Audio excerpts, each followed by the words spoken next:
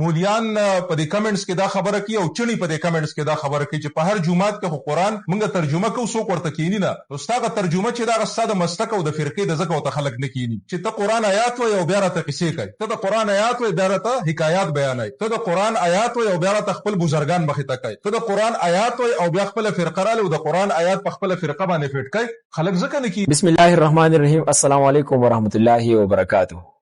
د مشر دا خبرې تاسو واورېدې، دا عبدالغفار خان صاحب دی او د دوی تعلق زمونږ د بونیر د علاقې سره دی.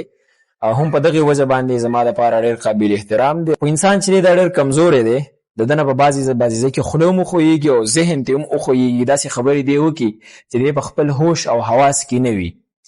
عبدالغفار خان صاحب دا وینا کوي چې چڼې مڼې ماته کمنټ کوي، مولان ماته کمنټ کوي او زه د چڼو مڼو ډېر خلاف یم.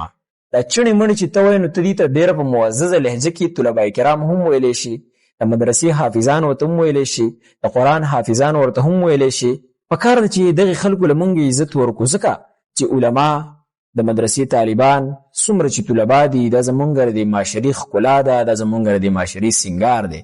اوس ستا په بحث کې نه ځما چې ته وایې فرقه داسې فرقه هغسې، هم په دې کې هم ته غلط یې، ځکه اختلاف په هر څیز کې دی. عبدالغفار خان صاحب ته که دنیا قسم فیلډز راواخلي او زما مخې ته کېدي نو زه تا ته پای کې زرها اختلافات وهم. یوازې علما نه چې خپل منځ کې اختلاف دی، د یو ډاکټر د بل ډاکټر سره اختلاف شته، د یو سکول والا د بل ادارې والا سره اختلاف شته، د یو ټیچر د بل ټیچر سره په خبرو کې اختلاف شته. بس دنیا ده، اختلاف د دې دنیا حصه ده، دا به ساتي.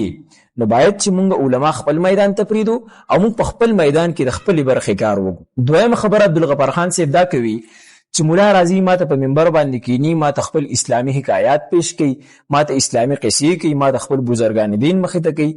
نو عبدالغفار خان صاحب که ته د بزرګان دین نه انکار کوي، ته د انبیاء کرامو نه انکار کوي، ته د اسلامیک هسټري نه انکار کوي، نو زه دې بیا نه منم، ځکه چې دا زمونږ اسلامي تاریخ دی. دا الله پاک دا یو نظام جوړ کړی دی، انبیاء کرام را لیږلي دي، نبیان را لیږلي دي، پیغمبران را لیږلي دي، صحابه را لیږلي دي، تابعین را لیږلي دي، تبع تابعین پای پسې نورې اوچتې هستۍ الله پاک د دنیا ته را لیږلي دي او د هغوی نه خپل کار اخیستی دی، هغوی ته خپلې ذمهوارۍ حواله کړي دي، د هغوی دپاره قومونه را لیږلي دي چې هغه د دې قومونو رهنمایي وکړي. نو که تاسو د دغې خبرې نه انکار کوئ نو زه بیا ستاسو ملګری نه یم. نو باید چې خپلې خبرې ډېره په ذهني سرکل کې دننه وکړو، ډېر په سوچ سمج سره یې وکړو او د مطالعې نه ډکې خبرې وکړو، ځکه چې دا د یو علم لرونکي انسان خبرې نه دي.